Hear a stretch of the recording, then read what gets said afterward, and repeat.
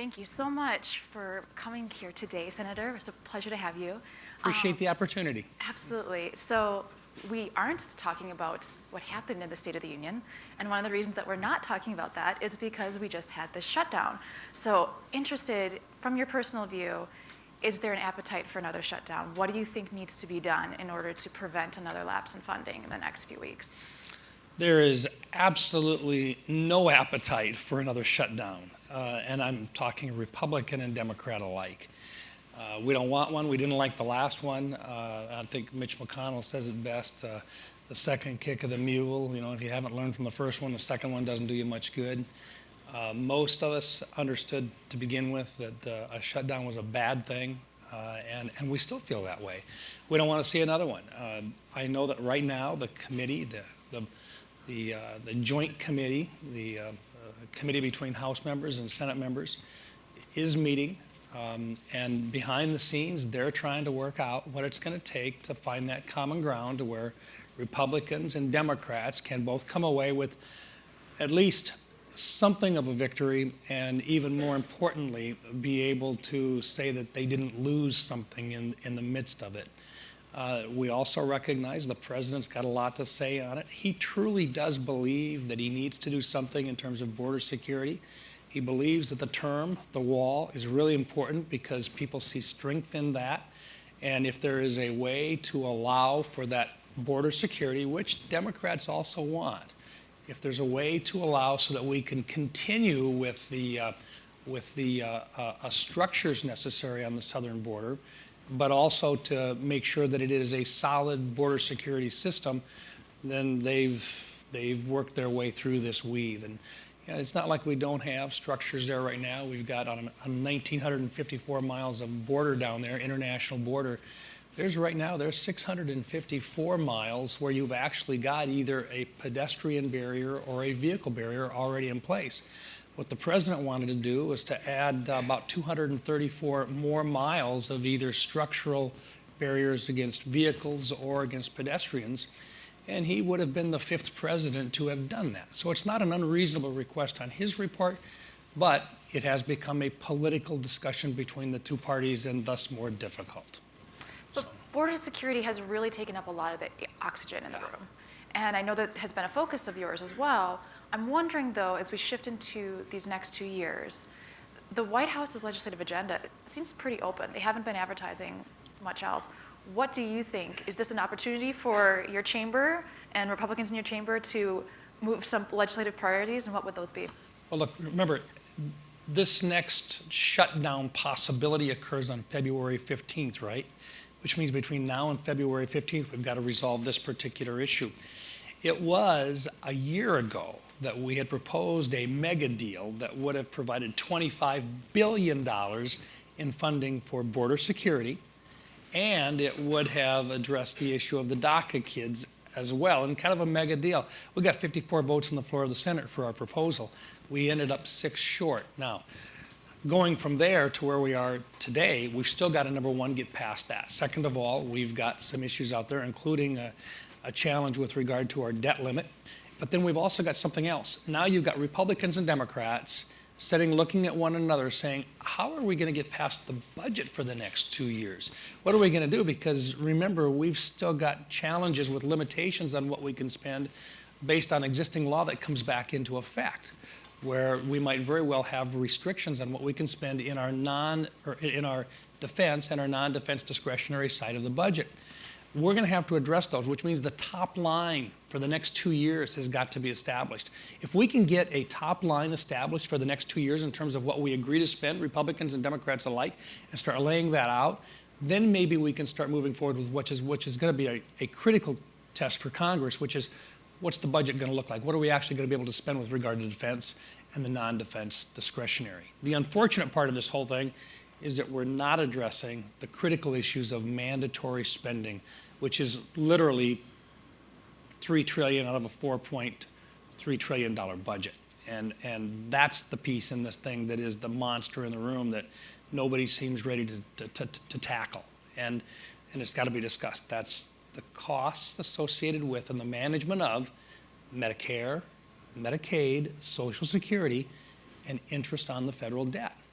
We don't vote on it. It's automatic. It's on autopilot. And this is a challenge for us because we don't have the mechanisms in place today to where somebody has a responsibility not to cut, but to manage those critical programs. Until such time as we start to actually manage them and find efficiencies and better ways of delivering those services, this isn't going to go down. Those expenditures are going to continue to rise. Do you think with that kind of budget pressure, though, that something like the bipartisan push for an anti-shutdown piece of legislation, something that would prevent another shutdown, do you see that coming through more so in these last few weeks? Possibility. I think part of it is that Congress is not accountable to anybody except the voter every couple of years. But that voter gets really mad at Congress, but not necessarily at their individual members, because in a lot of cases, those individual members are following the will of the folks in that particular legislative district or that state. And so those principles that we stand on are in many ways an example of the principles that are expressed by the people that have elected them in the first place. So, look, it sounds really good to say we're going to stop this thing because we've got a plan to never let a shutdown go on again. But let me just run this by you. What if we did have a shutdown, it was a full shutdown? What if it wasn't a partial shutdown where emergency services were still provided and where ongoing things within the government itself still operated but at a reduced level? What happens if it actually shut it down? You'd never have a shutdown. You'd never let that happen because people wouldn't get reelected. In South Dakota, we've had a provision within our law for years that basically said, if you don't balance your budget, if there's a shortfall, there is a requirement that it be fixed with a statewide property tax assessment. You know how many times that's happened? Never. Because there isn't a single politician in South Dakota that ever wanted to say, I'm responsible for a property tax assessment that raised your property taxes. So are we saying it's never happened. You want more taxes? What? Are we saying that you want more taxes? No, what we're saying is people don't want more taxes, therefore they won't let you not balance your budget. And at Washington, here in Washington, we don't have that provision, so it's easier to give someone something and to say we need to spend this money, but there isn't anybody who is responsible for saying there is a cost involved and somebody has to pay the bill. And this isn't new to anybody in this room. This is what you've seen happen year after year.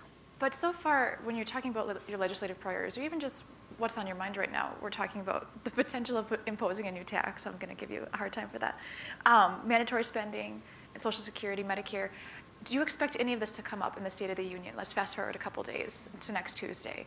What are you expecting? Do you expect some of these same priorities to come up? What are you hoping that President Trump is going to say? I think, number one, the president recognizes that politically he has to work at expressing to people the serious concern that he sees at the southern border. So I would expect that to be a significant part. I think he's going to talk about the fact that right now we're not talking about nuking North Korea, and North Korea is not talking about nuking us. What we're talking about there is actually finding a way forward, which is not the way it was when he came in. I think he's going to talk about Iran. I think he's going to talk about the fact that the deal that he said was a bad deal, he believes really was a bad deal, and the fact that we're moving in the right direction with Iran and that's a positive thing. I think he's going to talk about the fact that with the tax bill that came through, you're actually seeing increases in revenue that some people didn't expect to see. And I think he's going to talk about an economy that's really been averaging real close to about 3% growth, where the pundits, the experts, said you're never going to get over 2% growth. I think he's going to talk about that and the fact that those are positive messages that are out there that are getting lost in the discussions that we're having about the shutdown itself. And I think he wants to refocus some of that. Sure. That might leave him a little vulnerable if the estimates for GDP do go down, though, because of the shutdown. That's right. And look, we all recognize that shutdowns are never good. And shutdowns do hurt the economy because it's not just a matter of a federal government employee who doesn't get paid. It's a service that they're providing that stops somebody else from doing their job. It means that you may have aircraft that are not being produced or approved. It means, as some people have heard, beer that's not being approved by the different organizations who have to approve craft beers and so forth. It's these kinds of things that go on. It's not being able to get someplace on time because of airline delays. Those things all impact us, and we see it and we get frustrated with it, but it really does impact our economy. There's another piece out there that's impacting our economy as well, and that is trade. Now, the president has made it very clear that we've got to do some stuff, and it's hard to do with regard to China. You can argue whether we should have done NAFTA over, and you can argue whether or not we should have done TPP. I think we should have done TPP. I don't think we should have taken on NAFTA and TPP and our European allies at the same time that we were going to go to battle with China. But that's where we're at today. So let's get this thing with China out in the open. Intellectual properties is critical to us and to most of the rest of the business community out there that expects that if you have ideas, you're going to be able to retain them and get credit for them. That's foreign to a Chinese culture that has not recognized intellectual properties as something that you own. But over the last 20 years or so, they feel like they've made some progress on it, but we got a long way to go. So the president is correct when he identifies that intellectual properties are very important to us. The other piece of this is China really is stealing us blind when it comes to a lot of our secrets, and they're coming in and they literally are stealing items that belong to businesses to the tune of, and I think the last time I saw it quoted was $250 billion a year coming out of the United States. Those are serious issues that have got to be handled. But in the meantime, it's taken a toll on our economy as well. My soybean farmers in South Dakota, they saw a drop in soybean prices that they still haven't recovered from. The senator and I am also from the Midwest. We were talking about soybeans in the back, which, you know, is a very common thing to talk about. If you're from a Midwestern state, soybeans is a big part of the discussion, yeah. One of the concerns, though, I was listening to the radio, there was some political pundits that were concerned that the president and his trade team might actually, in these high-level talks that are going on right now with China, might actually take a concession. If they can sell more agricultural products like soybeans, they'll kind of back off on the IP. Do you see that happening? Well, I'm not sure what their strategy is on IP, because that is huge, and that is the big dog in the room. But soybeans, let me just give you an example. Soybeans, we produce a huge amount of soybeans in the United States today. 25% of our entire soybean market is sold to China. 60% of what is exported goes to China. So when you take that kind of a hit out of soybeans, that's a major piece. Now, what are we talking about, soybeans? Soybeans is one of the crops that's rotated with corn. Most of your farmers are corn and soybeans, and they rotate them back and forth to help promote soil health. It's a rotation program. And so for them, this is one of the two major crops that they expect to be able to produce every single year. And so when you take that and you move that out and you take away that export, and that's cash coming back into the United States to help offset a balance of trade, that really does have impact on the rest of our economy as well. Can we switch gears real quick as we're going to be opening it up to questions in a couple minutes, so please start formulating your questions now. Infrastructure. Mm-hmm. That has been an area that Speaker Pelosi and President Trump have said they can find some agreement on, or at least hoping to find some agreement on. Where do you see that agreement coming in the next few months or years? How soon? I can't tell you how soon, but I can tell you there are plenty of opportunities out there for improvements in infrastructure within the United States, whether you're talking about our road systems, whether you're talking about our telecommunications systems, the newest broadband, water systems. Think of a single major community out there that doesn't need to take a second look at whether or not their water systems are up to speed, and the amount of improvements that we could make there that would benefit generations of Americans to come. Those are all good, positive opportunities for us. And it's not so much what it does to put people to work in terms of that primary person coming back in and constructing it. It's what it does to the economy over the next generation that you've also got to add into this. So, I don't think there's anything wrong with discussing the infrastructure packages that are out there. And I do think it's one area in which Republicans and Democrats are going to find some common ground. You're going to find some in which you're going to have the public-private partnerships that are going to be positive, particularly in urban areas where you generate a lot of revenue. You're going to find some rural areas in which we're still trying to bring up to speed our telecommunications and our internet communications. But rural water systems in the Midwest are still trying to be put in place. Some folks just take it for granted. We don't. We're still looking for those water systems. But those improvements can all add to our economy long term. And but that's the way I'm going to look at infrastructure. What's it going to do to improve our economy and our ability to transport goods and services? That's the critical part. And it's something that government has an obligation to be involved with. Last question then from me. Let's talk a little bit more about cyber. Yesterday we had a hearing coming from your side, and then we also had a report come out on Monday now, I believe, showing that the Pentagon cyber defenses were being outpaced. I was wondering what your reaction to that report was, and what can Congress do to help boost that, to do more oversight? What's needed there? I serve as the chairman of the subcommittee on cybersecurity for the armed services, and we've been doing a lot of behind-the-scenes classified reports where we're trying to bring ourselves up to speed on what the needs are. Let me try to break it down for you. You have, number one, the defense of the Department of Defense's infrastructure, the telecommunications, their computers and so forth, their communications out to the different Defense Department places as well around the world. Then you've also got the whole of government, where the Department of Defense communicates with the rest of government. And then you've got the whole of the country, which is how do you protect the infrastructure for communications and so forth and our computer systems throughout the rest of the country. What we're finding time and again is that we put in systems in place where we didn't really worry about security to begin with. We worried about efficiencies and so forth, and we did them as inexpensively as possible.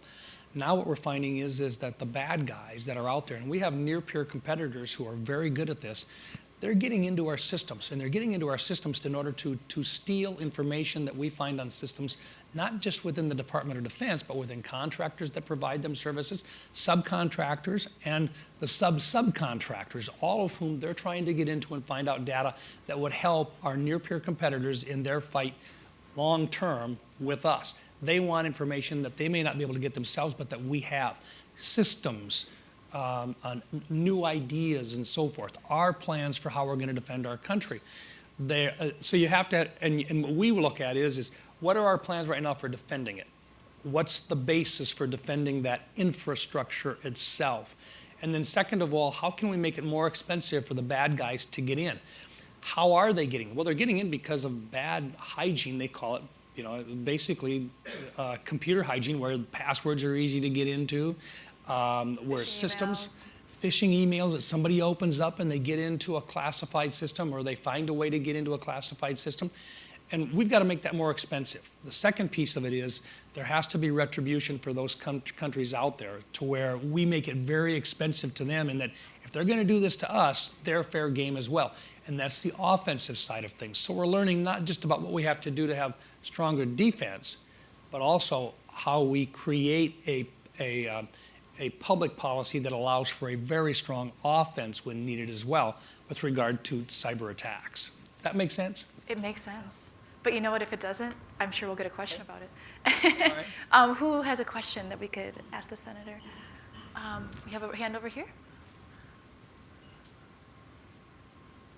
To piggyback on the cyber discussion, Chairman Crapo has mentioned data and privacy as areas of particular interest for the Senate Banking Committee. Do you anticipate we'll see some activity on that front this session? I didn't catch the entire question there. I'm sorry. Apologize. So just to piggyback on the cyber discussion, Chairman Crapo yesterday released the committee's agenda. Data and privacy were noted on there as areas of interest. Do you anticipate we'll see some activity on that front this session? Entirely possible. Look, and here's the reason why. It's not just the Department of Defense that needs to have good hygiene and that has to have a process in place to protect its data. Because from there you go into the whole of government, but from there you go into the whole of country. And when you start talking about, that's the part that most people really care about. It's what about your bank account? What about your personal information? What about the stuff that are your medical records and so forth? All of that is outside of what we normally consider to be government stuff, and it's being held in private hands. How do you protect it, number one, and what are the expectations for the industry norms? And what do you do if somebody does get in? What type of retribution is there for getting in? So it starts out, though, with having a healthy, robust defensive system in place, and that means following industry standards, whether you're in financial institutions or telecommunications processes. or even your energy companies, to where you have to have standards that everybody's going to meet up to. And if you're not doing it, there needs to be penalties in place to push you to get to that point. Not only that, it also means then that you've got to have a process in place to be able to share openly with other organizations that are receiving those things, to be able to get ahead of a successful attack someplace. So you have to not only be able to say, we're going to have a screen up there that says the following conditions must be met by everybody in order to strengthen our defenses. But then what happens, and this will occur, the bad guys will find a way in. But then what does the company do that does have somebody get in? Do they suddenly say, we better not talk about this? Or do they say, we have an obligation to immediately report this to the appropriate authorities so that somebody can find a patch so that it doesn't happen to everybody else? And those reporting guidelines and so forth are critical when it comes to private industry as well. You start out with the ideas that private industry comes up with so that they can actually implement it, but then at some stage of the game, the standardization is critical. Does that kind of go to the question? Okay, you bet. We do have a question over here. Great. Hi, my name is Bilal Khan. It's nice to see some Midwest bodies around here. I was asking, so what policy do we need to look at where a lot of times we see now everyone has this idea of a zero-sum game, and if they don't get exactly what they want, it's kind of a loss. So what policy do we need to move more towards to where it's not one of those cornerstone ones? Are you thinking in terms of where we have constant stoppages within Congress? Is that kind of what you mean? Yes. Yeah, look, here's the deal. It's gotten to the point where we put a huge amount of credibility on individuals who will stand strong on their principles, right? And they're not going to give an inch. And by golly, I'm going to go home and I'm going to tell people, I stood my principles. That's what you sent me here to do, right? Admirable. But let's go back to what is probably some of the best examples of where that has worked and where you have to think twice about it. I'm going to go right back down to our founding fathers. Our founding fathers, there isn't anybody in this room that doesn't think that our founding fathers didn't have principle.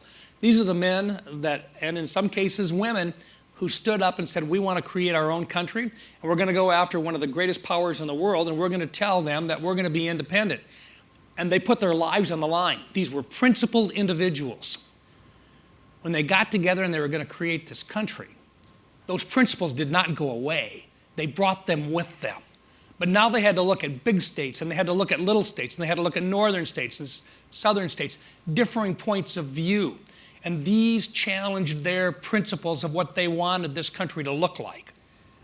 And for a couple of years, they couldn't come up with a solution about how to band together appropriately and how to create a system in which they could trust this new centralized government. But they kept their principles, but as Alexander Hamilton suggested, but in order to create this union, a more perfect union, they actually indulged one another's thoughts and respected them. They created a country based on compromise. They created a House and they created a Senate. It was probably one of the greatest compromises, and we wouldn't have the country we have today if it wouldn't have been for that compromise, where the big states allowed the little states 2 members to the Senate. Little states allowed the big states the House with population-based representation. That was not people standing only on the principle of defending their own state at that time. It was a matter of them looking towards the greater good for their country. That can still exist today in this country, but the American public have got to recognize that you've got to find, as we would say, stand with your principles, but also respect the principles of other people as well. Find that piece in the middle where you both can win a little, but you both give a little, and you indulge one another with respect. I think that's what it's going to come down to is the American people have got to start demanding once again. As I told a group, and I'll get real quick to this, I spoke to a group, and one of the gentlemen afterwards, and I shared with him that same thought process, and he says, I agree with you. He says, build that wall. There's got to be some kind of a compromise that'll let you do that. Now think about that. Build that wall, but there's got to be some kind of a compromise that will let you do that. They understand the need, they want to support, but there's got to be some kind of a compromise. And I think that's the piece that we have to share with people is we want to get to that. We want to be able to accomplish all of this. It's going to take good people coming together and respecting one another.